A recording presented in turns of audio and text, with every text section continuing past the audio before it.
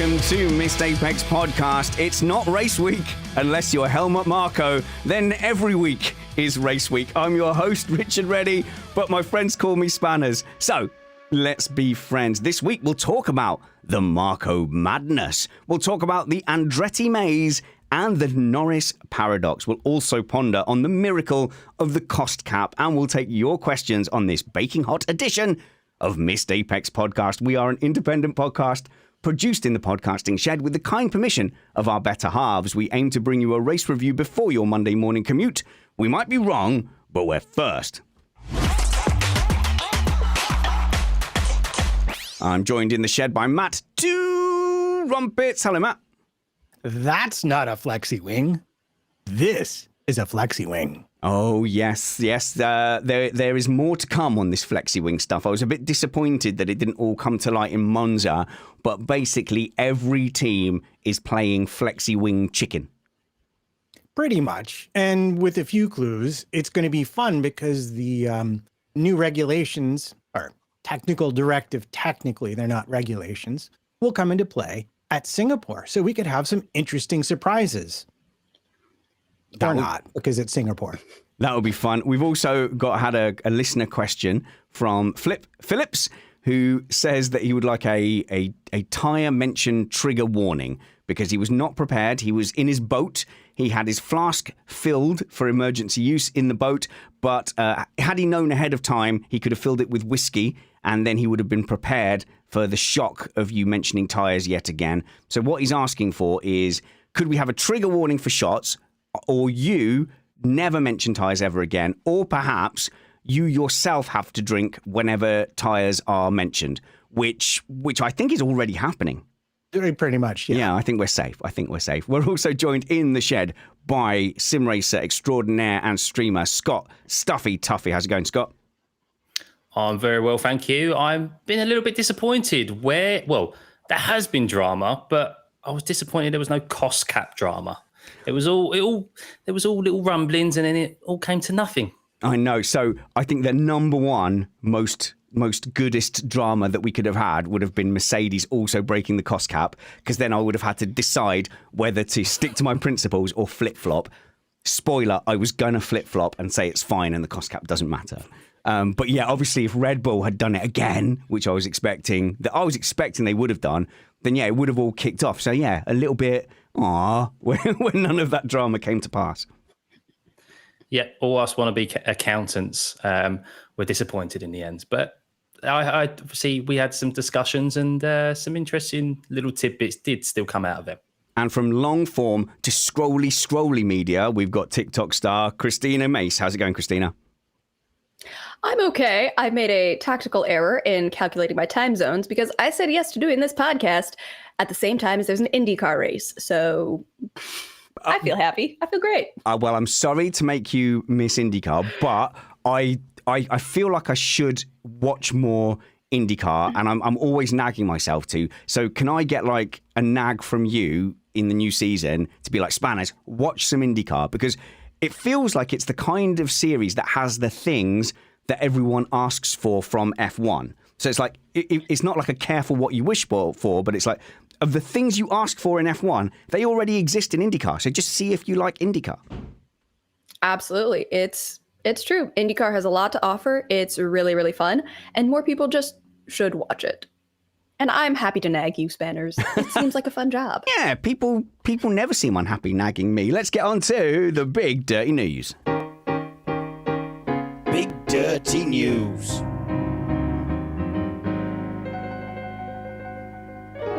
Okay, where do we start? Well, let's start with that cost cap news that Scott mentioned there. So the FIA has found that all 10 teams are in compliance with the cost cap, which is very disappointing and very boring, especially as there was rumours that several teams had faced extra investigation into their financial affairs. So it does open up. On one level, you could say, well, there you go, nothing more to talk about. Or you could kind of say, well, how is that? Because Red Bull exceeded the cost cap in 2021, and they didn't find out till late 2022. So they must have been doing broadly the same things as they were doing in 2021 when they were initially found to be, what was it, 5.5 million over, and then the tax rebate stuff came in and brought that down to 400,000 over. So it's quite lucky, isn't it, Scott, that they managed to almost accidentally stay within the cost cap for 2022. Well, they obviously cut down on all the prawn sandwiches they were having. I think part of the reason that they've probably passed it, or they have passed it, is they are so far ahead of every other team that even though there's a carryover from the previous year's cost cap, so 2021 to 2022, I think they probably haven't had to put as much development into the following year, or as much money to say. So they probably was able to get much more of a tighter budget and get on top of their costs, and also maybe not play around with some certain tax rebates as much as what they did in 2021, where they were pushing to regain the title. It was quite evident from early on in 2022 that they were quite above the rest, other than the first couple of engine blowouts. But it was quite evident that Ferrari weren't going to keep up. Mercedes had a terrible car. And probably 4 months into the season, they were like, yeah, we can get on top of our accounts compared and not be as spend happy as what we were the previous year. But yeah, disappointing nonetheless that no one, least of all, of course, Red Bull, didn't break the cost cap. It would have been spicier, but hey, look, at least we can kind of put that to bed, Matt, because it's looked clumsy. So from the FIA point of view, it's a victory that all 10 teams stayed within the cost cap, because my goodness, would that have been an arrow to the knee that the FIA didn't need? Yeah, not just the FIA, but the teams themselves. If you look at the amount of negative publicity that Red Bull is still dealing with 2 years, or 2 years after the offense occurred and a year after it was announced, I don't think any team really completely wants to go through that. However, having said that, every team would like to get as close as possible to having to go through it without actually going through it. And I'm sure that as the teams find out what the other teams have been up to through the usual surreptitious paddock mice, we will hear stories of rules being, artfully applied. Well, we've got one, haven't we? Profits and costs and so on and so forth. Well, we've got one from Joe Sayward, and you should always read Joe Sayward's green notebook, and he talks about a ruse that one team has employed. No team has been mentioned in his article, but Uncle Joe will be here doing a podcast on Tuesday. And then the following Tuesday, for those of you who like attending his live audiences, it's 50 of you on Zoom. He's going to be doing one at 3 a.m. his time from Singapore the following Tuesday as well. Tickets will be available soon. But Joe states there's a ruse where one team has a government that allows them to get tax breaks for highly skilled workers. So if they have a highly skilled worker, that worker's not paying any tax. Therefore, they can pay a lower wage. The worker takes home more money. And so you go, well, that scheme's not available in Britain.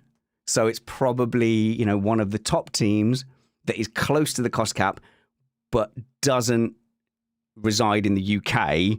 So you'd have to go, that's Ferrari. So Ferrari have got this epic foreign worker tax break, but they didn't take too much of advantage of it. I think the bottom line is this isn't a scandal because it's Ferrari and no one cares. That's certainly possibly the case. Other outside teams would be Sauber and Alpha Tauri, I believe. And yeah, you're right. If you look at the rules are all about getting government income for these workers. But in this case, if those workers were getting a tax break, which effectively meant that if I pay them $50,000, they're getting the equivalent of $75,000 because they don't owe the nation any tax. Well, then if you just pay them less, then you're just paying them less. That's absolutely fair game under these rules. Having said that, I do want to say, they're not perfect, these rules. They're still evolving. FIA is still learning how to apply them. The teams are still learning how to work with the FIA to sort of minimize the workload and get through it. So everybody's roughly. But I think in the larger picture, they're working. They're not perfect, but they're better than nothing, especially if you look at team valuations these days. What I'm genuinely surprised at, though, is that the leniency, in my opinion, of the penalty that Red Bull received for breaking the cost cap in 2021, that no other team took the approach of, well, if that's all we're going to get for breaking the cost cap, why don't we do it as well? The only other thing I can think of that might have deterred them from it is that they are so far behind Red Bull in regards to performance that lack of wind tunnel time would probably affect them more than Red Bull, who have already got a considerable advantage. But I'm surprised there wasn't an Aston Martin or a Ferrari who really, really have been pushing for the last few years to get up to the top. Fair play to them for staying within the cost cap, but I'm sure, as you say, there's some accountancy wizardry that has gone on in regards to making sure they're within the rules. I imagine that the FIA had a round table with the team principals at some point saying, look, this is the Red Bull punishment. Please don't think you can all now just spend $500,000 more, because we'll take a harder line now that kind of Red Bull has used everyone's mulligan, is my suspicion on that. Yeah, I would agree with you. And I think, you mentioned other teams. The team that I was really most convinced would have the greatest probability of being in trouble would be Aston. And that's because of the number of categories in which they misfiled things in the previous cost cap. They got a slap on the wrist, but it wasn't an actual violation. They weren't over in terms of their spending, in terms of that accounting. But they made many, many quote unquote mistakes. And also worth pointing out that all of these teams, or all these teams that want to be top teams, now have these technology centers. And there was a clarification early on in the season that, no, in fact, you cannot get things for free. Clarification, is it? Yeah, you can't get intellectual property from these technology centers for free. If you're using their property, you have to have a line in your budget that says we paid for this. They can still get your stuff for free. It can go that way. So like Williams taking, working on refrigeration or selling curs to bus companies, that's fine. But if you're taking research back from them and applying it to your car, then you do have to pay for it. And I was pretty convinced at the time it was going to make life difficult for some teams when the cost cap evaluations finally came out. And sadly, or perhaps not, that's not the case. I think the FIA got their house in order and they realised how damaging it was to the sport. And I imagine a lot of conversations went on towards the end of 2022 to make sure this wouldn't happen again. And like I said, they've been seen to take a very harsh line. We've pulled open the drawers at Red Bull and Mercedes, and we've gone through this with a fine-tooth comb. We've laid down the law and made sure nothing's happened. But my suspicion would be, even if it was Aston Martin, even if it was Mercedes, there's no way the FIA want to drag that whole circus up again. So it was relatively, with hindsight, predictable that there would be no cost cap violations. Whilst we're on Red Bull, whilst we're here, I mean, we may as well touch upon the Red Bull representative, Matt. Helmut Marko. What is his relationship with Red Bull? Because, and I will say this with clarity, because it's risky, isn't it? It's risky saying, oh, such and such did a racism and the thing they said was racist or bad. So to be clear, Helmut Marko said stuff that was racist and bad in a long series of Helmut Marko saying stuff that was racist and bad. And he seems to not really, it's not like he has been called on it and gone, oh no, I can't believe it. That was just such a mistake. This was a no-brainer. He's consistently saying stuff like this. And in fact, he went out of his way to clarify at one point. He said, Sergio Perez is inconsistent because he's Mexican and Mexicans are inconsistent. And then he was called on it. He was like, no, that's not what I meant. What I meant was, because he's Mexican, he thinks differently to like Dutch people and is therefore inconsistent. No, Helmut, that's not made it any better. That's not made it any better at all. And then finally, the PR department at Red Bull had to get involved and go, I am Helmut Marko. I'm definitely Helmut Marko writing this, and I'm super duper sorry for saying that it was because he's Mexican. But look, Cristina, there's no getting around this, is it? He is someone who has aired racist views out loud. Well, yeah, like it doesn't surprise me at all. Like when I was scrolling through my tweets at 6 a.m. like one does when one has a cat, and that's life. I was scrolling through and it was like, oh, Helmut said something racist again. Okay. And I just kept scrolling because I was like, this is not news. It's not unusual. He is racist, and we just let people continue. We just keep letting him do the thing. Like the shocking part at this point isn't that he is racist. It's that his microphone should have been taken away like 5 or 6 comments ago, and Red Bull didn't do that. But it's the opposite. And now it's like, the opposite. okay, there has not been even a massive increase in the amount of Helmut Marko quotes. There's been a flood of Marko quotes this year. It's exactly. At this point, it's not even enough to just say, okay, he's no longer going to be speaking for the team. It's literally, okay, it is so bad that you guys probably should be retiring him. And the fact that you're not even... Helmut made a comment, yes. He made a statement saying, yep, whoops. Well, whoops. But Red Bull haven't. And that's also equally as damning. Like, you are okay with this by saying nothing. You're saying that it's okay for him to be racist, which that's not a good look either. And that's my point to you, Matt, was what is his relationship with Red Bull? So, the PR statement came out. I don't think he's come on camera and said, yeah, I shouldn't have said that. Someone has gone like, well, this is it. Wow. We were discussing what happens in the Red Bull PR department, these days. Does a flashing light go off? Is there like a Marko red light that goes off? He is representing Red Bull, and to a lot of people in the wider world, he's representing Formula One. So at what point is he bringing the sport or his team into disrepute?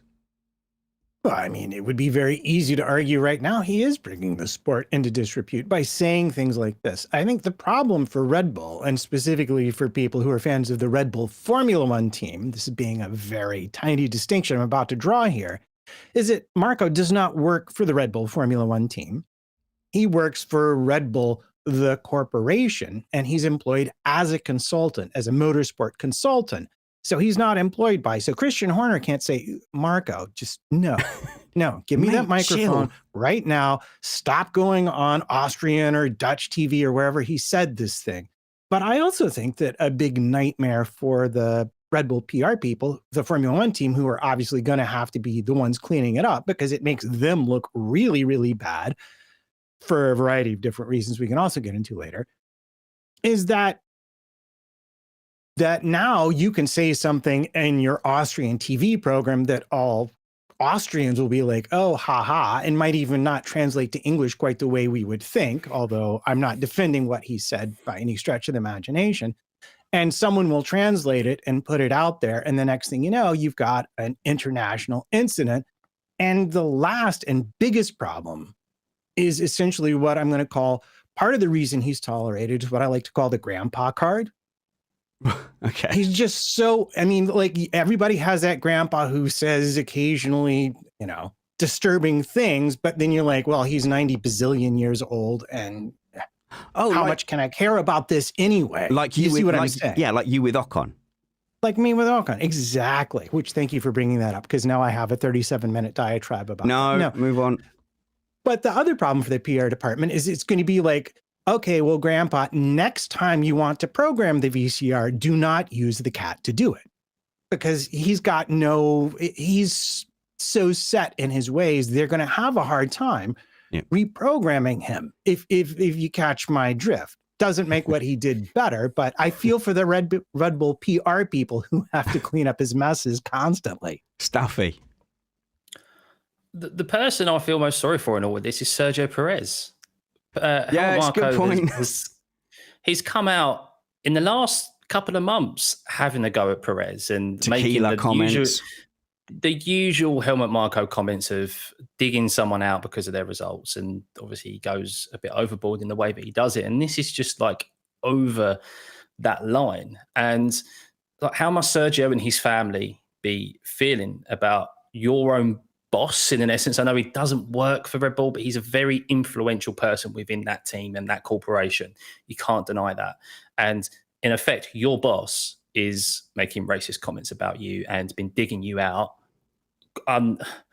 People will say fairly in regards to his performances, but I still believe there's more to it than just that. But so publicly, and this is just a line that you don't cross. And this is the type of thing that if you was in a corporation, in a business, you'd be going straight to HR or to the police and reporting them for. Nelson Piquet made comments in the public about Lewis Hamilton, got a fine from the Brazilian government, and someone was joking banned. that Piquet was going to take over for Marco. Yeah, well, hang on. It's just as well, so it's, Scott, like those comments, I have to say as well, were sort of dampened down as well by Helmut Marko, who goes, wow, those comments have been sort of dragged up at a convenient time for kind of political gain. No, they've been dragged up because they're awful. Yeah, it's exactly. as Matt says, it's the old man's gang, and it's like because people are from a different time, that they're given a bit of a leeway. There's certain comments, you go, okay, you're from a different time, but there's a line, and this is that line. And if I was I can only imagine what Sergio Perez is thinking about. He's already given hints that he's looking at other teams now, and I don't blame him. Why would you want to work for someone like that? Fair enough. Christina. 2 points. One, I would say when we give the old people the excuse of, oh, well, this is not their time. It's like, I'm sorry, were they hibernating while all of this social change was happening? No, they just chose to stand still while everything around them was changing. So that's on them for not choosing to move with the flow. The second thing is that Red Bull really do need to get rid of Helmut because they are so dependent right now on the Mexican market. The amount of money in merch and sales that Sergio Perez brings in, I think I saw recently that his promo for the Red Bull drink is like the largest chunk or a very big chunk of where the Red Bull sales are. So they really can't afford to piss off that community. Like, it's not just a moral issue, because obviously the morality of it isn't what's going to get them to have action. That moment has passed. But there's also the economic argument of, really? This is the people that you want to get pissed off at you?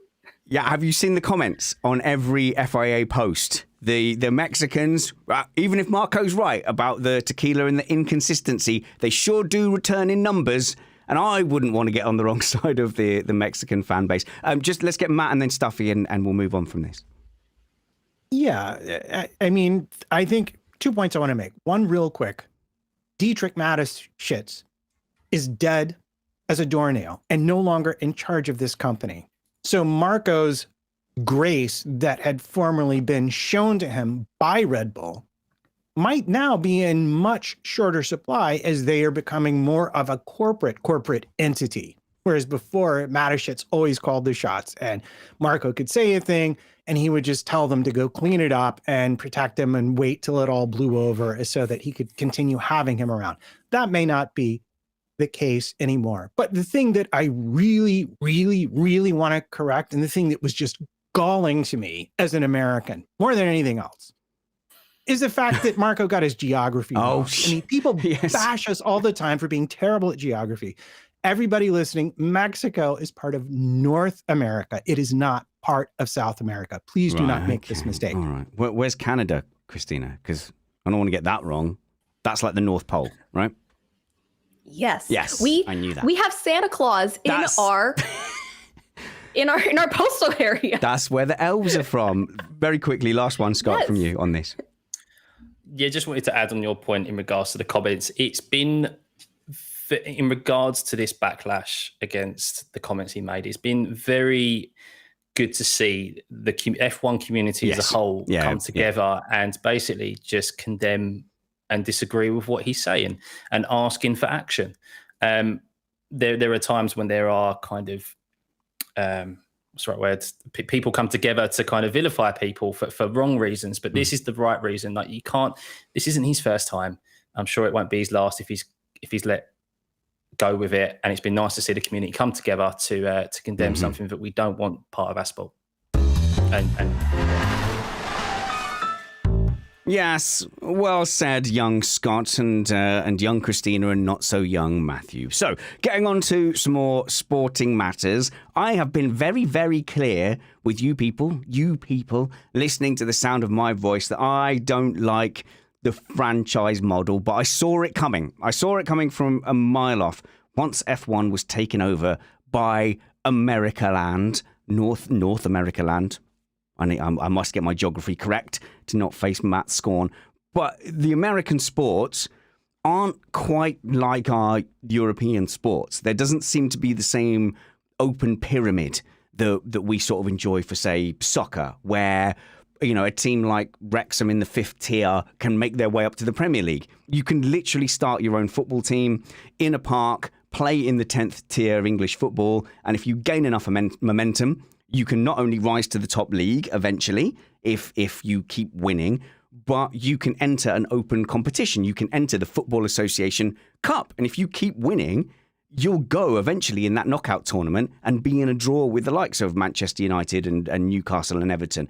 So it's open, whereas US sports aren't like that. You have to be part of a franchise in order to take part in that sport. So in basketball, NFL, baseball, there are garages, there are franchises, there are teams and entries that are in a closed loop. They can't get relegated, they can't get promoted. And I did wonder if Liberty Media coming into F1 spelt the end of privateer teams coming in. We all know the romance from the Rush movie of Hesketh in the F2 team going, I've got a few extra £1 million lying around. I'll build a race car for James Hunt and let's have a go and try and beat Niki Lauda.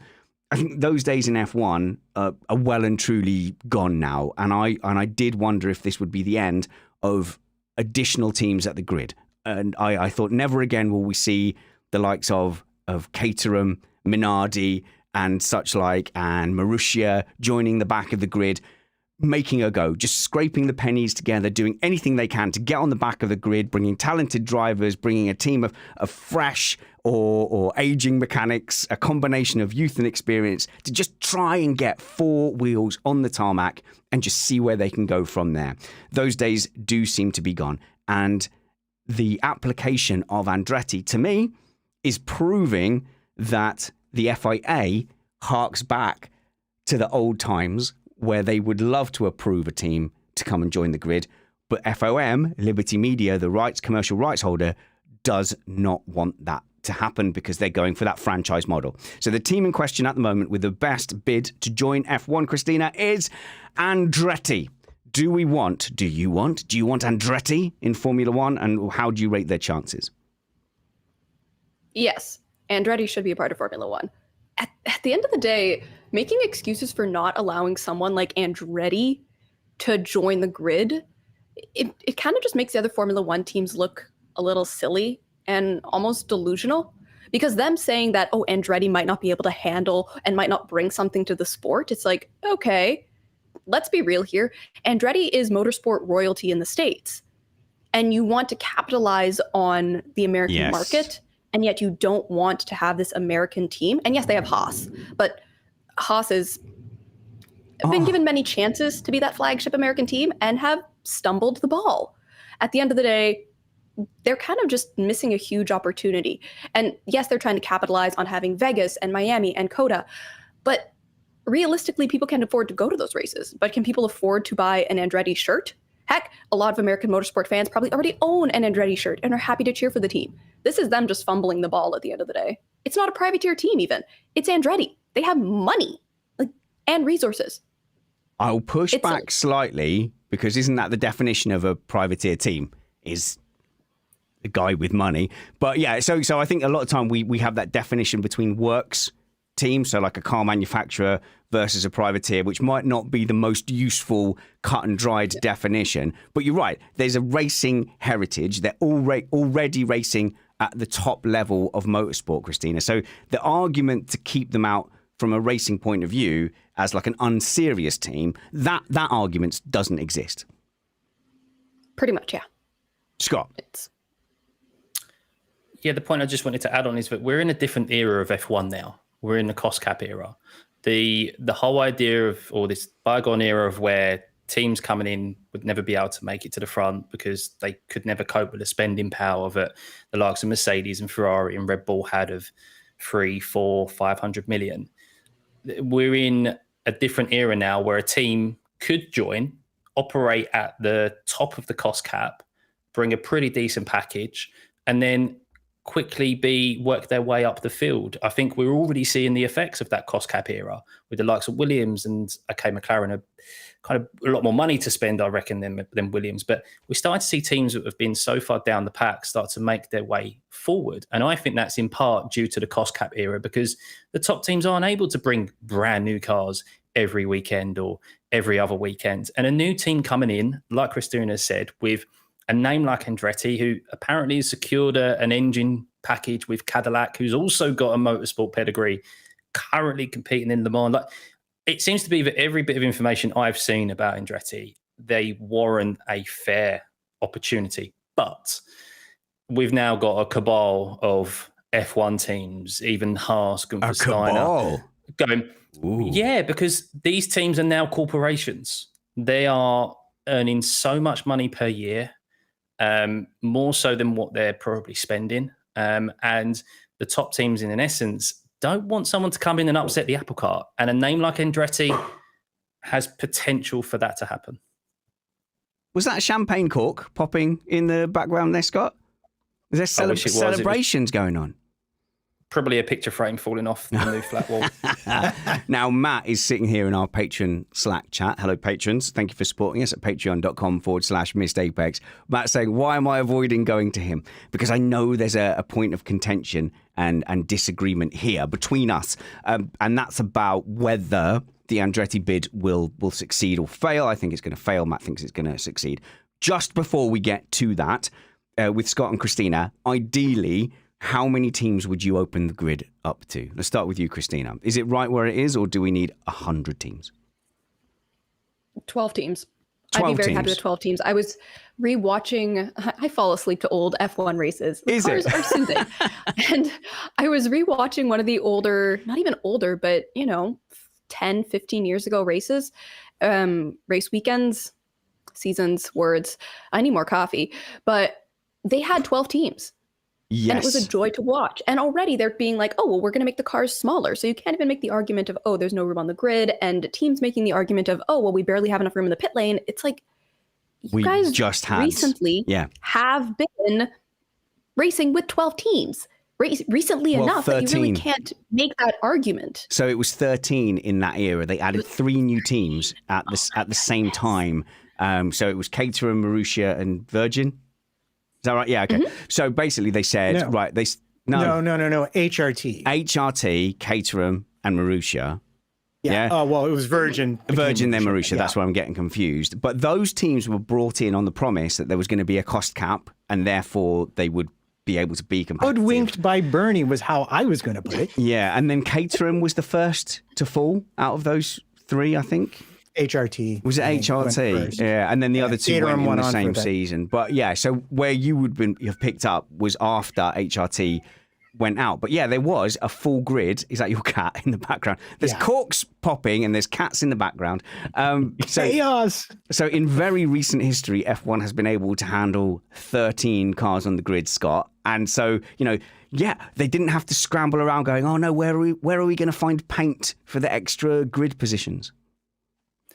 Yeah, I still think 12. I agree with Cristina. I think you also have to think about the TV coverage. If you watch the TV coverage, they struggle to cover a lot of action as it is anyway. And if they're with the cost cap era, if it works perfectly or near enough as it's supposed to, and bunch the teams closer together, I think 12's a suitable number. As soon as you go more than that, all right, in my experience in sim racing, it becomes way too much. I've got a slight counter to that, though, where I've commentated on karting series, and this lad came up to me and he goes, oh, I never make it onto the coverage or the karting. I'm like, yeah, mate, you need to get higher up the grids, and then we'll care. And he went, right. And then, to be fair, the next season, he was higher up the grid. And I said, see? I'm talking about you now. You've done better. So, yeah, there is that. You don't have to capture every single moment and incident. And that's one of the things I don't like about there being 10 teams on the grid, is actually that every single driver on the grid now has a microscope on them. Like Logan Sargent is suddenly important and we care about his performance and we're talking about his performance. Quite frankly, Logan Sargent's performance this season doesn't really warrant yet anyone talking about him. There should be room for people to kind of drive in obscurity. And I think that's why the Buyin Drivers have irked me a little bit more, probably because, there's more focus on them. In the olden days, Pedro Diniz, he would come up rarely, wouldn't he? He would, if he had a crash or whatever, they'd mention Pedro Diniz, there'd be the odd segment or interview with him. But now that we're focused in on 20 drivers, they're supposed to be superstars. We listen to every single driver's interview, every single race. I would say the correct number is 15 teams. Let's have 30 drivers on there. Let's have some teams that we don't even know if they're going to make it to the grid that week, but we don't care. And maybe they just, we can only field one car this week. That's fine. Derek Turnipson, he can make it on the grid, but his brother Philip can't. So Turnip Racing is only racing one team this year. That's how the back end of the grid should be, and then we should only care about them if there's something of note. But here's where me and Matt are going to argue. All right. Andretti's bid is dead in the water because Liberty Media do not want another team in. They've got their franchise model. They don't want Andretti in because they've got their 10. If Andretti buys Sauber, fine. They don't want an 11th entry. And see, this is what I love. You could have gone with the thing that we actually agree on, which is the wording of the clause. The wording of the clause is wide enough that you could, for various reasons, legally deny anyone an entry. But where you are sadly mistaken, and I say this as your friend, is in thinking that Liberty has any kind of statutory authority whatsoever to keep anyone off the grid, because the sole regulatory body for Formula One is the FIA. And if the FIA say they're on the grid, they are on the grid. Nothing Liberty can do, and any public document I've been able to find should keep them off the grid. Now, that doesn't mean, because I'm going to qualify this, doesn't mean there's not practical things they can do to delay it to the point where it's 2026 and they can renegotiate the anti-dilution fee that all the teams now think should be like $1 billion instead of the $200 million it currently is. But the reality is the FIA can simply say, yep, Andretti's in, and then it's simply a commercial negotiation for Liberty to conclude. The reason they don't want them is because the teams have been inserted into the process and they are greedy little toddlers running an ice cream factory that only want ice cream for dinner. What about the Concord agreement between the teams and how it's broadcast? Can Andretti not be excluded from that kind of general broadcast and teams agreement? I am so glad you asked me about that, because the answer is we have no clue, because that agreement is entirely private. But what I did do is I went back to the original notice published by the EU, by the commission that was dealing with F1 back in 2000, and I found this little sentence. The draft agreement, this is referencing what FIA agreed to do rather than have a public hearing into exactly what was going on. The draft agreement provides for the separation of commercial and regulatory functions in relation to Formula One. That would be the draft agreement of the new Concord agreement. It acknowledges FIA is the sole regulator of the championship. So to me, that's done and dusted. If the FIA are the regulatory body, they make the rules, they have the final say over everything. If I'm Liberty and the teams are having a mutiny, well, I do have a bit of a problem on my hand, because I want to keep the teams happy because we're all making lots of money. But honestly, if I'm Liberty, I'm thinking an extra team it's grist for the mill for DTS. It sets up a brand new narrative of a brand new team. The team is American. It's backed by the largest manufacturer of cars in the United States, General Motors, who won't be able to make their own engine, but potentially will come on as an engine manufacturer in the next set of regulations. There's no way I don't want this from a narrative point of view, but I have my current teams to keep happy. I think, and the current teams to keep happy is a big thing. And there's lots of silly shenanigans, like if Liberty Media really wanted to object, they could withhold showing Andretti on TV and Absolutely. have someone with a little blur patch trying to blur out Andretti and their sponsors. I'm sure it won't get to that silliness level, but to me it does show that the FIA and FOM aren't singing from the same song sheet, and they haven't been for some time. Now, that wording of that EU directive contains a thing that says basically they can't prevent the participation of a team unless there is legitimate concerns that their participation would jeopardize fair and orderly proceedings. And in my limited knowledge of obliging defense contracts, that wording can have a tank driven through it. So there's a lot of things that could fit into that definition. So I would say that the Andretti F1 entry is still under quite a lot of jeopardy. I would agree with you about that wording 110%. But to my understanding, to the best of my understanding, with all the research I did, with all the documents I found, the only body that's making this final decision is the FIA. And what we hear constantly is that the FIA is set to approve it, but that Liberty and the teams don't want it. So what we're really talking about here is a power struggle, and everything we're seeing from Liberty, everything we're seeing from Stuffey right now, I think part of it is just glad-handing the teams. Oh, we understand you're upset. So he goes and he says, well, we're going to have to be very careful about letting them in. We don't want to dilute the value. But I'm sure you recall back in the days when we had more than 10 teams, only the top 10 teams actually get money from Formula One.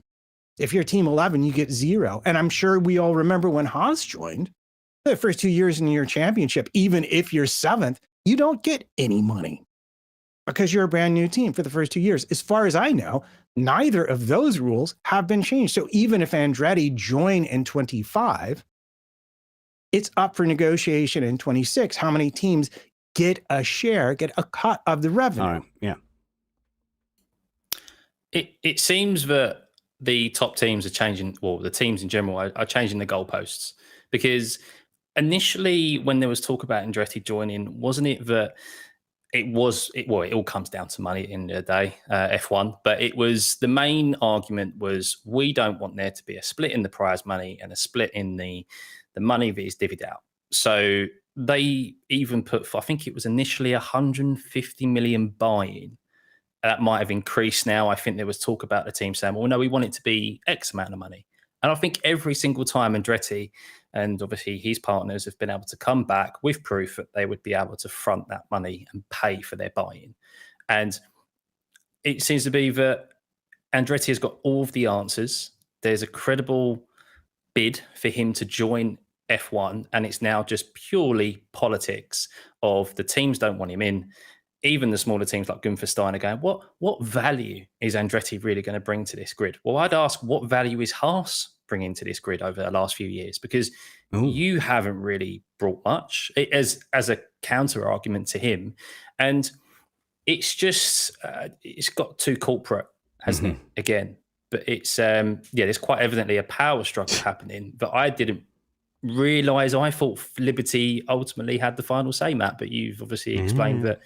No, FIA kind of do. So let's do some more research into that, because I think the jury's slightly out on that. I don't think that's conclusive. Like, if I could, to address that real quick. Is that okay? Real quick. Real quick. So the reason we all think this is because the flow of decision-making has included, there's so much I want to tell you, because this story actually goes back to 1994. Oh my God, that's not real quick, is it? But I'm not going back there now. Real quick, the way it works is an idea either comes from an advisory committee or from the FIA. It goes to the Formula One Commission, which is made up of the FIA, the teams, and Liberty, who vote on it, and the rules for voting. Once the voting is passed, if it's approved, then it goes to the FIA, who have the final say as the regulatory authority as to whether the new rule is enacted, and so on and so forth. So a lot of people have sort of gotten the idea that Liberty has this say over the regulations, because if they team up with the FIA, they can outvote the Formula One teams. generally speaking. They have enough votes to do what they want, regardless of what the teams have to say. So a lot of people have this impression, but in terms of the actual rules, always 100%, it's the FIA that's got the final say. Cool. Wasn't sure you were going to land that plane. All right.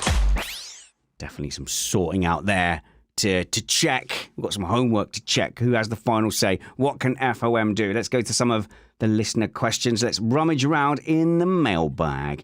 And let's go to Andy. No, I was looking for one. There we go. Jason, who says, an interesting but unserious question. That's fine, Jason. That is definitely within our MO. Given all the inclement weather that has been at the various race weekends, would an indoor Grand Prix track be something that could be popular, and what country would you choose to have it in? This assumes you can build a big enough structure and solve for ventilation, dirty air, noise, spectators, etc. Christina, I've never. So you're relatively new to F1. I'm not gatekeeping. I'm just saying that in the olden days. Yeah, and your cat agrees. In the olden days, rain used to be something we celebrated. We'd be like, oh, here we go, it's tasty. There's a bit of rain. Whereas now, when there's rain, we're kind of, oh no, this is never going to get started. So should ask the cat, should we have some indoor tracks? I mean, if we can build it, I think we should. It would be a fun, just different thing. I mean, it gives you more control as well of what you can and can't do. Yeah. Controlled environments are nice. It's safer for fans because you can have shade all over the place. That's the biggest complaint when you go to a race weekend. No one ever has enough shade. You're always at risk for heat stroke. Don't worry about the cat. I'm enjoying the commentary. It's fine.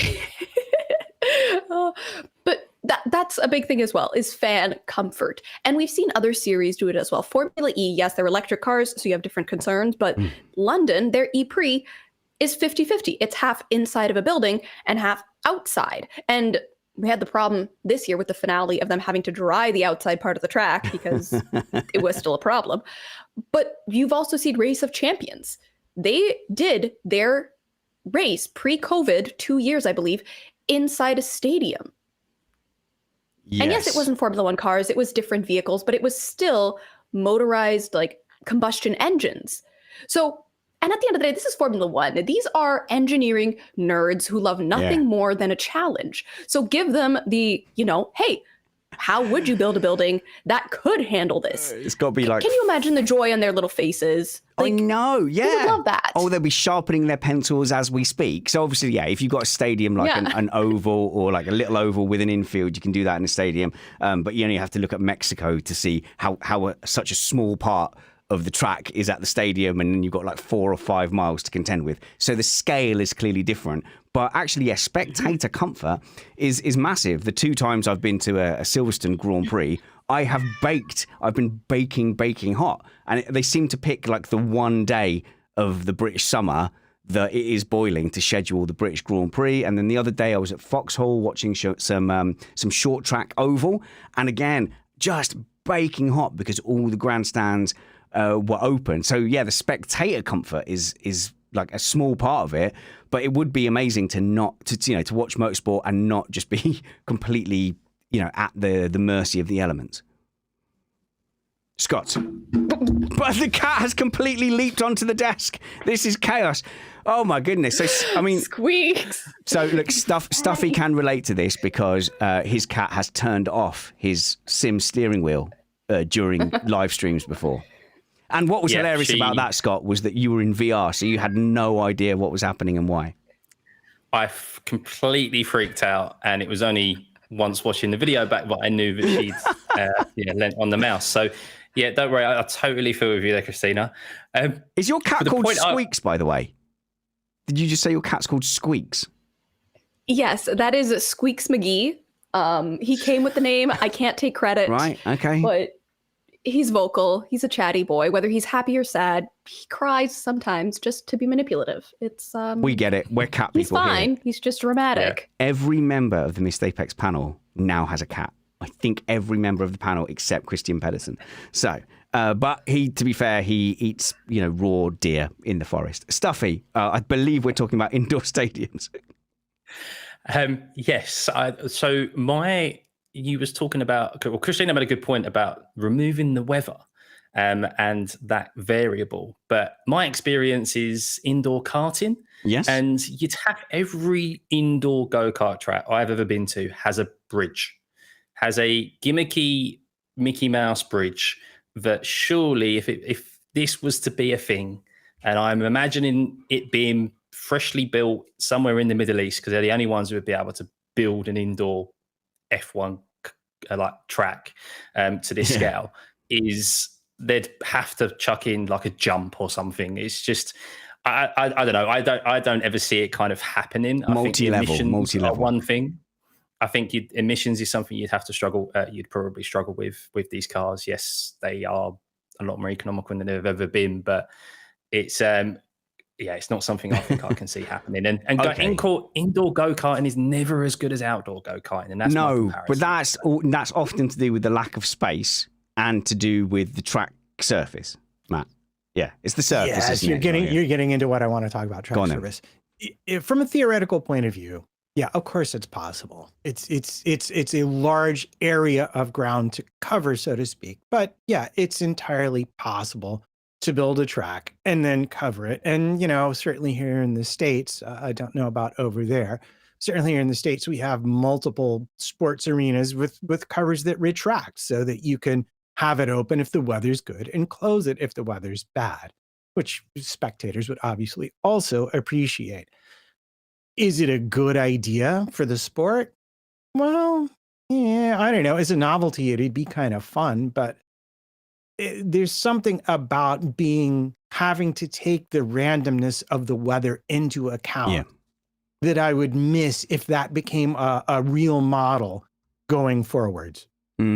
So, okay, I mean, you could just have, it doesn't have to all be in a big warehouse. I don't think anyone's saying, let's have the, the British Grand Prix in Unit 13 of the Springfield warehouse complex in Braintree. No one's really suggesting that. But, you can do things to manipulate the conditions. And I get a little bit funny about people being precious about Bernie's sprinkler idea, which is that, you could have every track fitted with sprinklers. So Paul Ricard has sprinklers.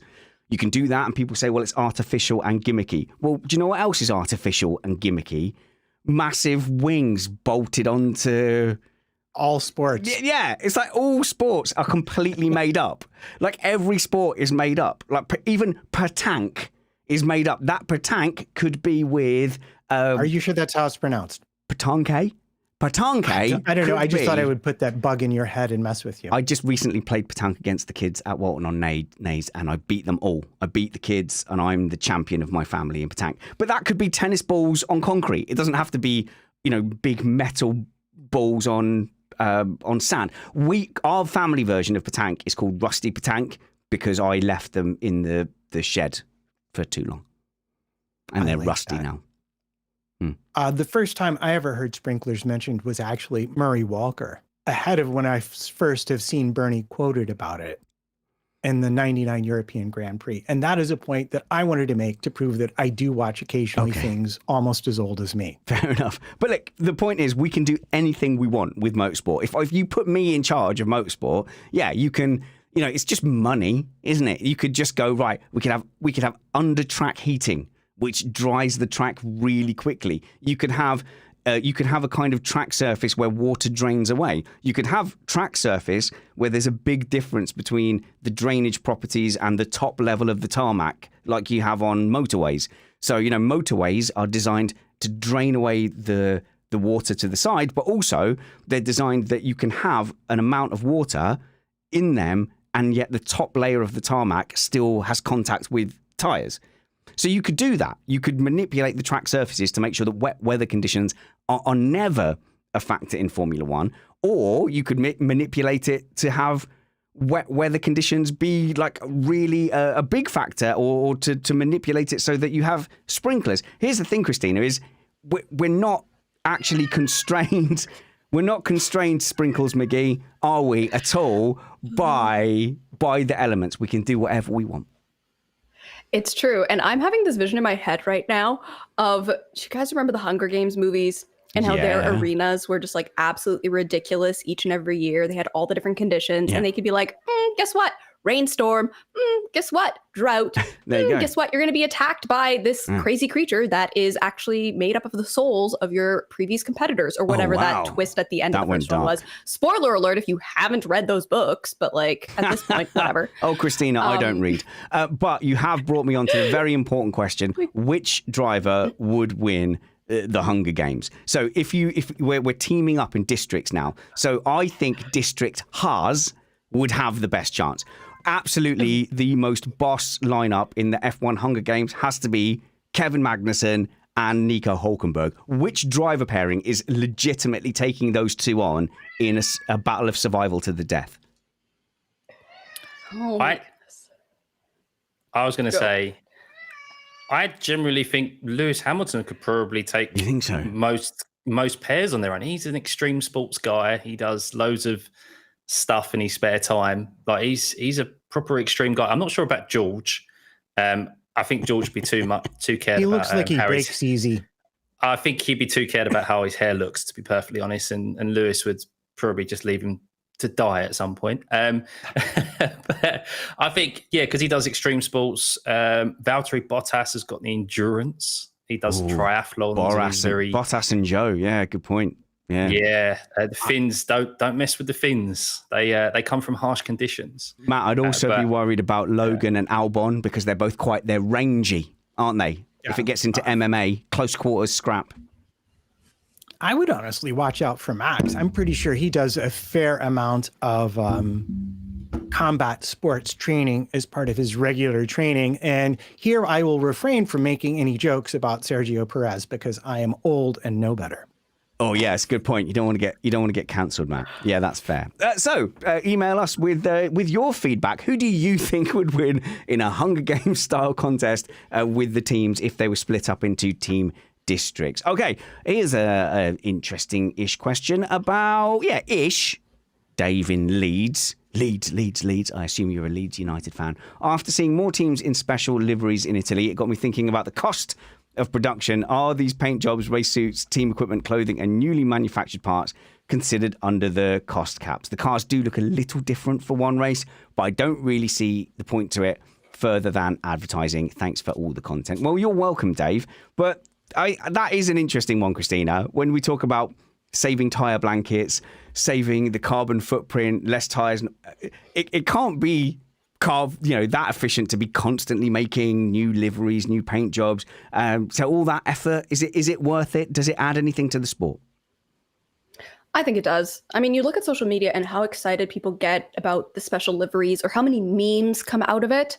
Like 2 for 2, at least in recent years, Ferrari have given us the Minion memes and the McDonald's ones. So even if it's just from humor and a fun standpoint, yes, it gives a lot. But if you also look over at somewhere like IndyCar, they switch their liveries on a weekly basis because it's what their sponsorship requires. And obviously you don't necessarily need that in Formula One because they have season-long sponsors. But sometimes they also have to change it because of someone like Velo, which McLaren has, and they have to change it due to regulations. So at the end of the day, them switching up their liveries, it's just a part of the sport.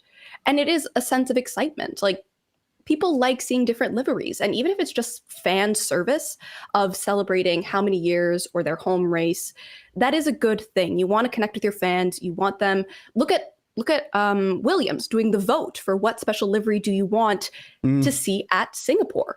I think it is worth it, even if it is an extra cost. And some teams will also have partnerships with the brands that are doing all of these different services, their race suits, things like that. So it might not necessarily be a cost question for a lot of the teams. So there was one big shame where Mercedes, I think for the Austrian Grand Prix, they all got dressed up in lederhosen and did all that traditional Bavarian dress, and then they didn't do well that weekend. So I think Toto Wolff threw his prams out the toys out the pram, saying, "Oh, we didn't do very well that weekend," and it was all down to the silliness of the costumes. We're never going to do anything interesting or exciting. And I think at Silverstone, didn't they do some kind of they dressed in like 40s garb, in like 40s stuff, or 30s or whatever. It was some kind of anniversary. But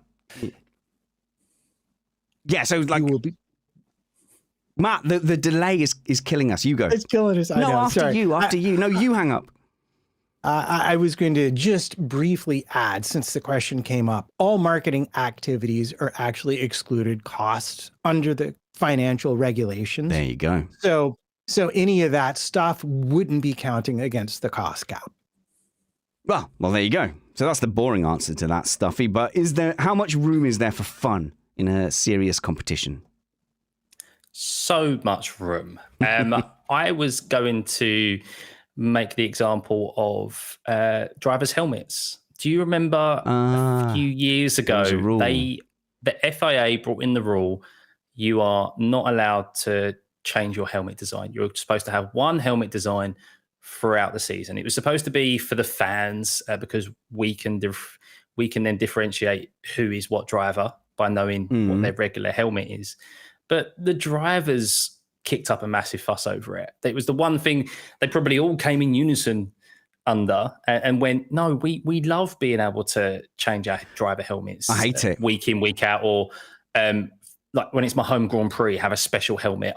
I really enjoy that. I really enjoy seeing them post the different ones, like Lando posting the one year it was the basketball at Miami, and then it was the beach volleyball, and they have some real fun ones. And they have had some fun ones. And Lando cool Norris, didn't he have one designed by a 5-year-old as well, which was very cute? Yeah. And okay, I get that. I'm not saying there isn't an appeal to it, but I also dislike it because a driver's helmet is their identity. So like Damon Hill with the black helmet with the dashes in a circle on the top of his head, instantly recognizable. Senna and Hamilton in the yellow lids, and you go, oh, that's definitely Senna, that's Hamilton. And then even when he went to that purple helmet, I think if they pick their helmet for the season and go with it, like I love that. But I grew up in an era where drivers were very much identifiable by their colours, and it was it's very similar along the lines of the Barbarians in rugby union. Is it rugby union with the Barbarians where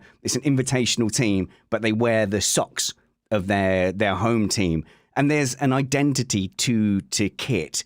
So whilst it's really good that they have a basketball helmet, who was that? Was that Daniel Ricciardo? Lando. Was it Lando as well? Was it? So yeah, super cool. Who had the beach ball? Was that Lando Norris as well? Blimey. Miami. He's on fire with his helmet. They're great. But something in me says, like, I wish people just had their colours. It's like their flag. Just a ball. Oh, just a ball. You need to get with the times, man. There should also be a rule that drivers in a team have to have distinctly different helmet covers and different coloured gloves, if at all possible. Yeah, Mercedes did that with Nico and Lewis, didn't they? You could distinctively tell instantly who was Lewis and Nico because of the white and the turquoise gloves, or black or whatever. So yeah, no, I agree with that. But the helmets, I think it's pretty cool. It's fun to see them alter it every now and then and see what they're going to have special ones. We've got a question from Kelly Stefan. Been listening to your podcast since the beginning of this season and have been getting into F1 for the last few years. So many things are still new to me. Well, there's no gatekeeping here. Don't worry. When Matt launches off into one about tech regulations, I do try to bring it back down to, hey, is that the flappy bit or the kind of sideways squiggly bit along the edge? And I think I do a reasonable job at least priming us to understand the things that Matt and Summers say. So Kelly says, I've been looking for a while, but without success, for materials or media where I could learn about the different circuits and the type of driving they require, like the speed of the corners, opportunity for overtakes, etc. Also wondering about the counter to this, like the constructors' cars, are they better or worse at different tracks? So are they track dependent? Is there any suggestions for places to find this information? Well, you're lucky. We've got the two perfect people on the panel for completely different reasons to get good information here. So, Cristina, you've done a lot of stuff on your TikTok channel, basically in being an intermediary to, is it fair to say, the DTS generation of F1 fans, and you break things down on a much more entry and accessible level. I'm not saying like Christina's super dumb F1. I'm saying it's accessible and deliberately so. Yes, the whole goal is to not use engineering and science-specific language, because I think that that's the biggest barrier, is that the moment you learn those special words that you use in motorsports or just in any specialized industry, it makes it inaccessible for people who are just learning about it. So you have that period where you're just figuring out a new vocabulary. So in my case, I do a series called The Bullet, and it's intro videos of like 3 minutes ish for each track that we race at every single weekend. It comes out the Wednesday before race weekends. Shameless plug. No, I was setting you up for that. Perfect. But a lot of what I learned as far as that goes is from watching old races, and especially those first couple of minutes where they're talking about the track before it gets started. But also all of the teams, they put out pre-race summaries for the most part. And most of them are really easy to find. They have them linked on the homepage of their team website, or they post about it in their Instagram stories. So once you figure out which team you like their information or their feedback the best, you can really just go to their websites and get a pretty good idea about what the track is going to be doing. And yes, we know you like feed that cat. My goodness. Yeah. About what the track is going to be doing. Yeah. But at the end of the day, yes, you can look to other creators or myself, and you can also just look to the teams, because they'll also say in these summaries, this is what I'm worried about when it comes to our car. These are our concerns. These are our strengths. Good. This is what we're expecting for our weekend itself. And thankfully, right now, there are only 10 teams. And so that's not actually a lot of reading. Well, there you go. So the first thing you do is go and follow at Cristina F1 on TikTok. Is there ats on TikTok? It's not, is it? Yes, at Cristina.fastcars, though. Okay, and no H in Cristina Diversify. as well. But don't worry, Correct. We're going to have a link to your TikTok in the show notes below. So go and follow Cristina there. And that is a really good entry-level way to find that information out on a race weekend. The other person who is very, very useful to you is Scott Tuffey, because, as we say here on Missed Apex podcast, the number one way to learn these tracks is to get out there and either, in general in racing, go karting, go to an indoor kart, turn a wheel, understand what it's like to send it up the inside of someone and then have them yell at you for doing that. But what you do, streaming a lot of single-seater stuff, F3, more recently Super Formula, R Series with the Renault 3.5, and actually going out and driving around those tracks on a sim, on a console game. Like, it's hard to get to people, to get across to people who don't do that, how much it enhances your Grand Prix weekend to have driven Suzuka. Yes, yeah, we're very fortunate. The sim that I race predominantly on is called iRacing, and Mercedes actually have a partnership with iRacing that they gave the real world data from their last two F1 cars, W13 and W12, to iRacing. So we've been very fortunate to drive as close as possible the F1, the Mercedes F1 car for the past 2 years without actually driving the real thing. So it's given a real perspective personally in regards to how these different cars from a ground effect era and the previous era in how they perform at certain circuits. Of course, there's all setups and all the technicalities that go behind these cars, but you get the basics of what they've got to struggle with and what they've got to keep an eye out on.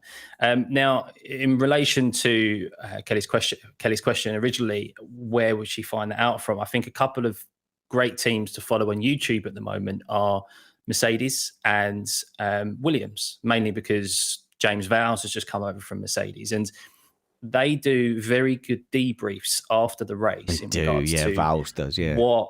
What they and Vowles has obviously brought this over from Mercedes, but they do very good debriefs and they're very open and honest, which I'm quite surprised about, to be honest, because F1 is so in-house and so secretive. They're very open and honest in regards to their struggles and what worked well for them and what didn't, and that they do seem to read what happens on social media and answer those questions as well, that the budding questions that people have about when they should have pitted Lewis, or why did they not pit George or Lewis at this certain moment, and Alex and so forth. So there's two of the teams. I'm not sure any other team kind of does that. McLaren send out emails. I'm subscribed to them and they send out debriefed emails. So most of the teams now, if you sign up to their, like, you log in and sign up to emails, they'll send you mostly their merch, a reminder to buy their merch, but after race weekends, buy stuff. Yeah, and before even, it's what, as Cristina says, what are the track struggles? What are we looking for? How are we, little tidbits in how they may set up the car, and then also their struggles afterwards. But yeah, sim racing is the next best thing to actually getting out there in real life and experiencing what some of these guys go through. Yeah, it doesn't even have to be like a top end sim like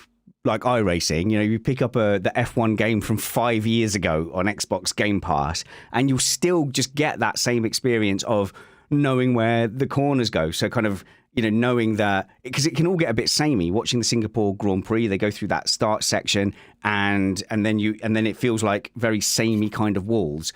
But if you get a sense for where the track is going, and I'm sure Matt will tell us in a minute, the track is going in a very different direction this year. It makes it so much easier to follow the race, and because otherwise you just see two cars side by side and you go, oh, there's going to be, the commentator says there might be an overtake here. You've got no idea what's happening unless you're primed to know those corners. So I would say at the very least, watch Friday practice to practice knowing the track layout. And if you can't go on iRacing, if you can't play the games, at least then just find some onboards and just sit on an onboard of the circuit and familiarize yourself with the turns. And it just makes the story much, much easier to follow. Matt. Oh, sorry, Christina. They also have a free downloadable version of F1 23, I think it is, for mobile. So is you it? get to tilt your phone and drive. Really? No way.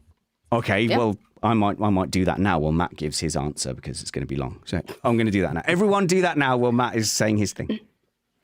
Well, I was actually going to latch onto the request for corner speed and tell you that Mercedes has done a full set of maps with sort of what they call minimum corner speed. And you can find them. Most of the ones I found just through Googling track corner speed. And then usually they're on Reddit somewhere, just as an image. So if you just want to know how fast the corners are, that is a great resource to go to. Another little utilized resource is to go to the actual FIA.com site, go to the event timing information, look for media and the race guide. And there'll be lots of history and explanations of the track and talk about the corners and where famous things in the past happened that can kind of clue you in to where the action is going to be. And last, and quickly, is that indeed, although this is old news, Singapore has done a Control-Alt-Delete of turns 16 through 18, and it's going to have a significant impact on the lap time, and happily enough for those of us watching, the race time as well. And so you'll probably hear a lot about that in the coming week from places like motorsport.com and The Race, either one of which is not a bad place, aside from Formula1.com itself, to get basic information about the race you're about to watch. I'm quite surprised, Matt, you didn't mention your favorite Twitter page either, Pirelli Motorsport. Pirelli Motorsport are also one that they are my go-to before a race weekend because they post out information in regards to their predicted strategies for the weekend. What is the best? What is the alternative? What is the outsider? How many tyres and the teams have got fresh for the race weekend, and just a bundle of information that, of course, is revolved around tyres, but is very relevant, of course, to the race itself. So definitely follow their Twitter page on X it's now called, isn't it? But yeah, it's Twitter. Yeah.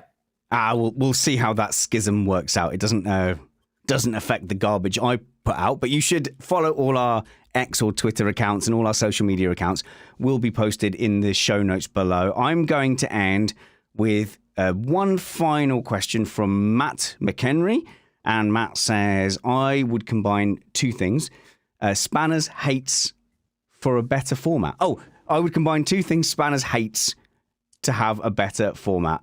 Sprint races with balance of performance. So yes, you're right, Matt. I don't like the sprint races because I think it dilutes the weekend. And I do find myself over the course of a race weekend kind of not losing interest, but I have to pick and choose which bits I get emotionally invested in. Balance of performance, I don't object to in principle, but I know why F1 would object to it. Okay, so Matt says, have a separate Drivers' Cup with sprint races on a Friday where we add balance to each car to make them equal based on lap time in prior real races. Everybody gets what they want. FOM makes more money. Fans at the track have more action, which is the idea of the sprint races, and drivers can prove their skill independently of the car.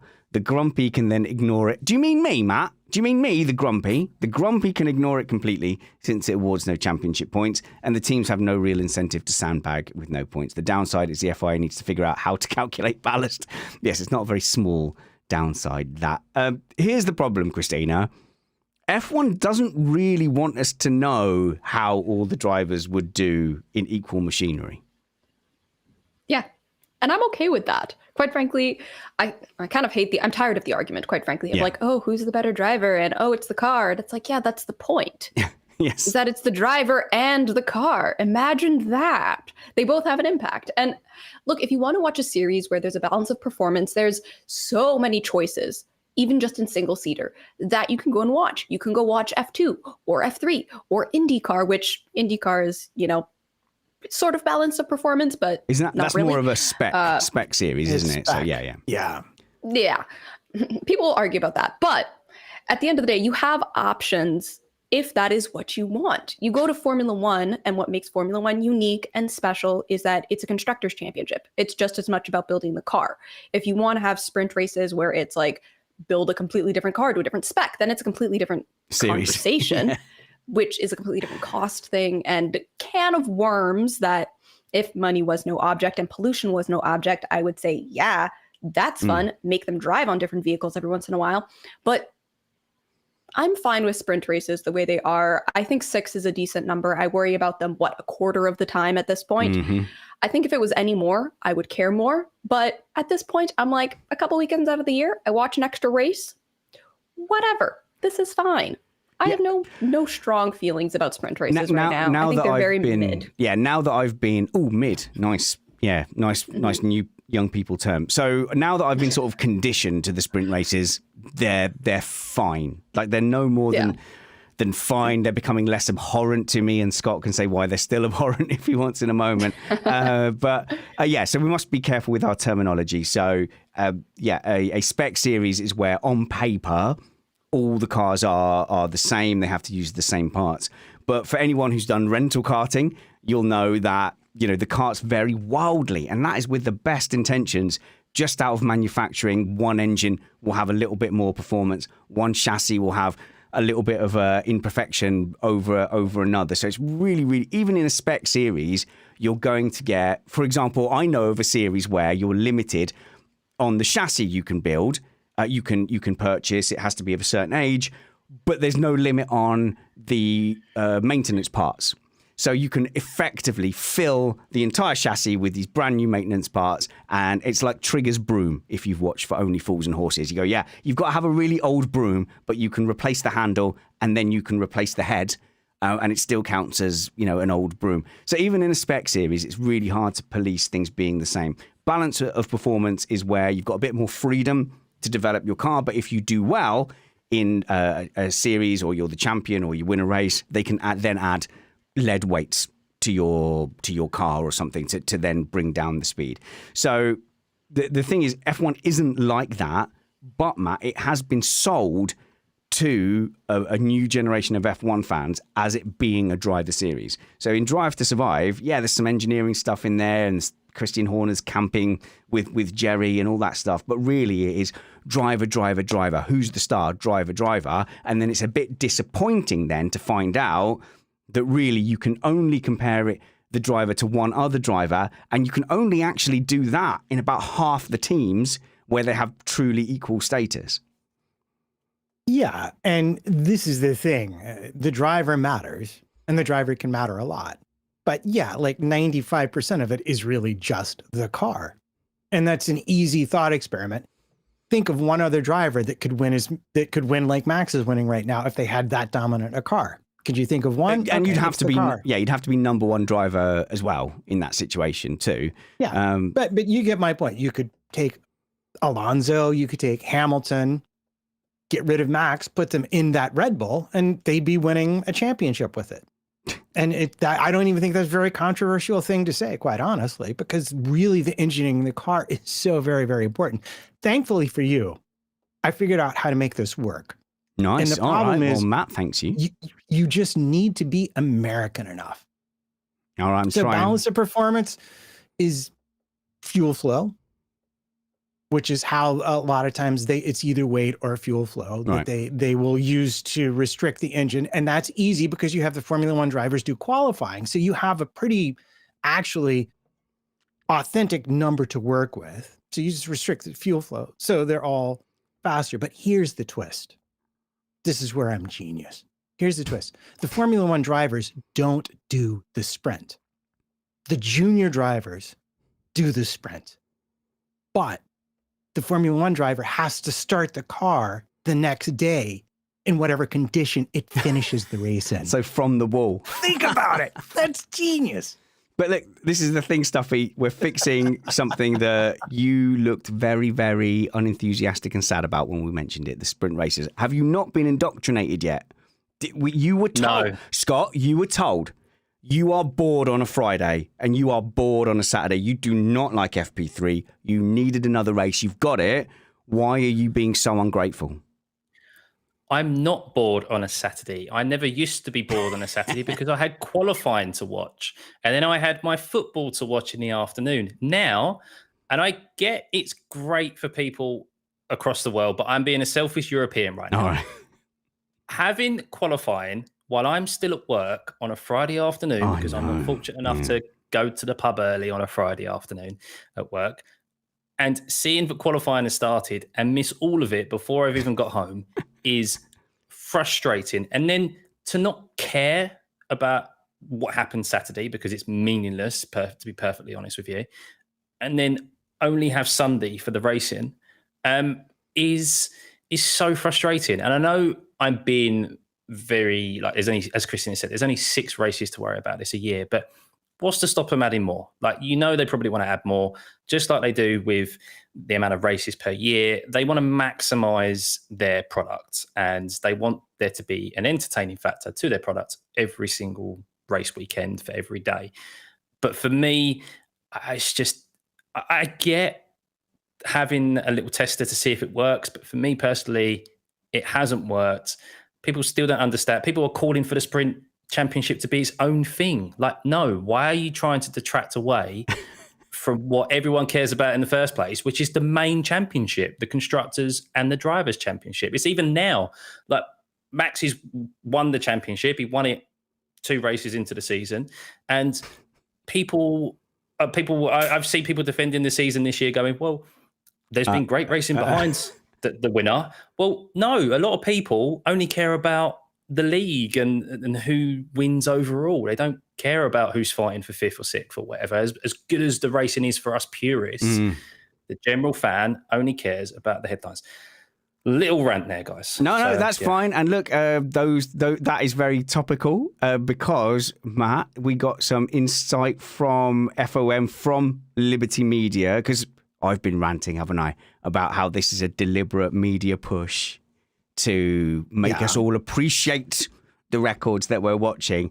And who's this? Maffei? Who's Maffei? It's Greg Maffei. Yeah. Sort of gave the game how he away. Pronounces it. Sort of gave the game away, didn't he, by saying Stefano Domenicali is rightly trying to pivot and say, come and watch this historic event. You've never seen success like this and you don't want to miss it. And we'll see if that works. So he's given the game away because we were suspecting that there was this, not suspecting, it's so obvious. There's a deliberate media push to say exactly the same message that Domenicali is trying to put out. I even saw one journalist who I respect a lot, and it felt like a gun to the head article. So it was an article that said, my view on Verstappen dominance. And the article basically said, it's fine, I guess. It's happened before. And he basically had written this article saying, I have no strong views on this one way or the other, but it's fine. Like, there's no reason to have written that article unless there was a big kind of push to the accredited media saying, please write an article that it's not terrible that Verstappen is dominating right now. And this fella, Maffei, Matt, has just sort of, he's given the game away. You're not meant, he said the quiet bit out loud. Yeah, well, this is for an investors conference at Goldman Sachs, right. I believe. Okay. And like it was actually, it's really hilarious. He basically said, well, yeah, it's very attractive other than we have Max, and like short of like pulling a Tanya Harding and breaking his leg. There's not really a lot we can do about that. Yeah. But aside from that, overall, the sport is doing well. The numbers, there is growth. In fact, he said, I think like 3 of the top 4 viewed races have been this season. Yes, but that's earlier in the season. And what he then went on to say that I think is interesting given the makeup of our panel is that given how much they've grown Instagram, YouTube, and TikTok, the amount of interest is much greater than double digits growth. So he's convinced that even with Max doing this, and to be fair, he said, we'll see if Stefano succeeds in this. It's not like he's like, we'll see how that goes. But they are taking the view of we are in charge of the overall, generating the excitement, and we'll just continue to do what we've been doing because it's been, can't argue with, incredibly successful. I wish they would be more honest. And so I feel like we're being taken for fools when we're being told you should be enjoying the dominance and you should be watching these records rack up. Like, that is a thing. That's a curiosity to see all these records rack up. That's fine. But obviously we all wish there was more competition at the front. So I think we can be honest about that and go, right, this is one of those phases in F1 where someone's dominating, but let's focus on the positives. I dislike this push to kind of say, no, you're enjoying someone being dominant up at the front, and that's a great thing. That's what I object to, Matt. And that's fair. I agree with you. But I think the point they're trying to sell you on here, and if you think back to, like, I'm going to use baseball, as the more he wins, the more Red Bull wins, the more improbability accrues. It's very unlikely to have that kind of dominance not interrupted by something at some point. So yeah, you may tune in and see Max, 30 seconds off the front, not bothered by anybody, until he drives in, until a bird winds up and his side pod and his engine overheats. And this is Checo had a bad qualifying, and suddenly you're like, will Red Bull make it? I think they're trying to sell you on. And the other thing, and I think this is it too, is, well, when are you ever going to see this again? Because I think it's unlikely. Scott. Yeah, I mean, end of the day, Liberty are just trying to protect their products. They know that we've just had 2021, we've had this uptick in viewership and closest championship fight ever, and then 2 years later, we're having the most dominant season in F1 we're probably ever going to see. And personally, I don't think dominance is a bad thing, but it's the manner in which dominance occurs. I don't care if Max wins every single race in a year, as long as he has a teammate to fight. He has another team to fight. Like, we have something to chat about rather than him lining up anywhere on the grid and still expecting him to win the race. That's a compliment to him and the Red Bull car, but it's neither here or there. We want champ. But at the end of the day, there are sportsmen in other sports who have dominated in their careers, but there are battles and matches that they've had throughout their career that we look back on and we go, God, do you remember that match between Nadal and Federer as an example, or like when Tiger Woods hold out that chip in that night and he went to apply for these sort of things. And of course, the only narrative they can push now to keep people interested is, well, we need you to cheer for Max, to break these records. You want him to win every race between now and Abu Dhabi. I've seen people tweet say, well, if he does win every race, or Red Bull does win every race to the last championship, every race to Abu Dhabi, will you be sitting there cheering for them, or will you be against them? I hope he makes it. I hope he makes it. Yeah. And I'm like, what? This is just the narrative that's being pushed. We as race fans want to see racing, and someone driving off into the distance, winning by 30, 40 seconds, or winning a race wherever they start on the grid isn't enjoyable. So when we look back at like periods of domination like this, where there was an inevitability, you look at like some of the Schumacher seasons where he could just go off and win by a lap. 2013, Sebastian Vettel. And actually, in my head, as you were talking, I was thinking Lewis Hamilton 2020. But I looked back at the race results for 2020. And, okay, just very quickly, it's Bottas, Hamilton, Hamilton, Hamilton, Verstappen, Hamilton, Hamilton, Gasly, Hamilton, Bottas, Hamilton, Hamilton, Hamilton, Hamilton, Hamilton, Perez, Verstappen. So there was, I felt in that season, even if he didn't outqualify Bottas, there was an inevitability that he was going to get ahead. But this is another, it's another step above it. So personally, I don't have any truck in those records. And if he was making those records, like crossing the line on the last lap, having to do a last ditch attempt to get that win, it might have a bit more sway.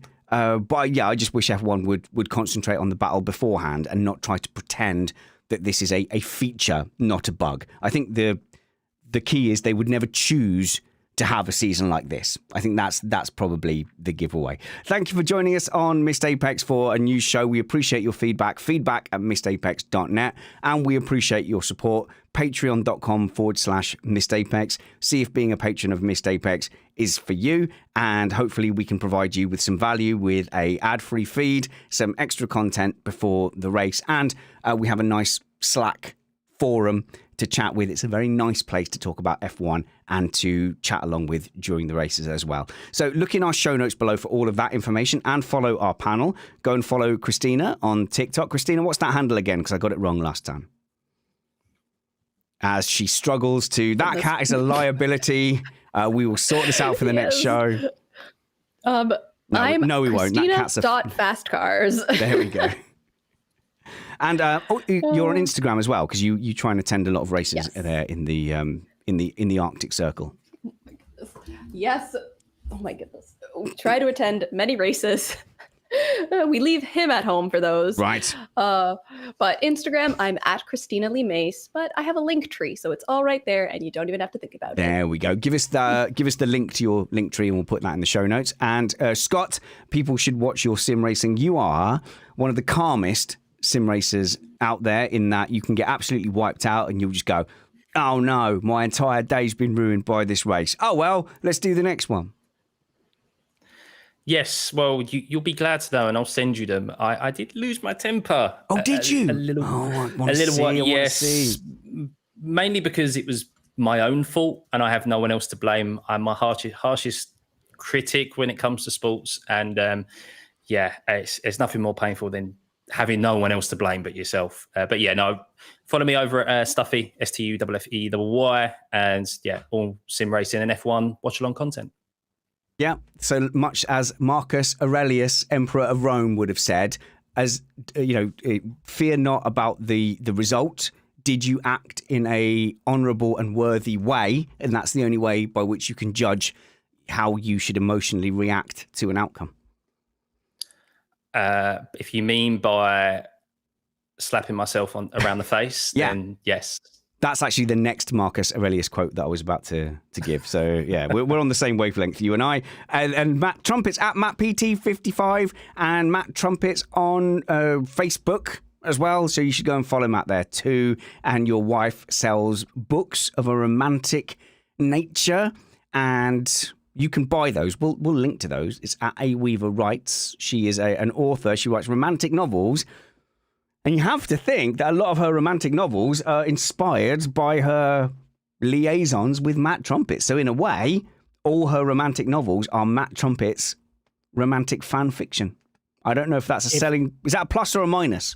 I don't know. If it makes you more inclined to buy them, feel free to think that. It does me. There's links in the show notes below. And obviously follow me. My links are there. At Spanners Ready on Twitter, Richard Reddy on Facebook. Please do follow Missed Apex at Missed Apex F1. We've got Joe Saywood coming and joining us on Tuesday. We've got our race review with Dan at Engine Mode 11. So Dan Jury from the Engine Braking Pod is joining us. That's right, Matt. Did I not tell you? For a race review. No, you did not tell me for a race review. There you go.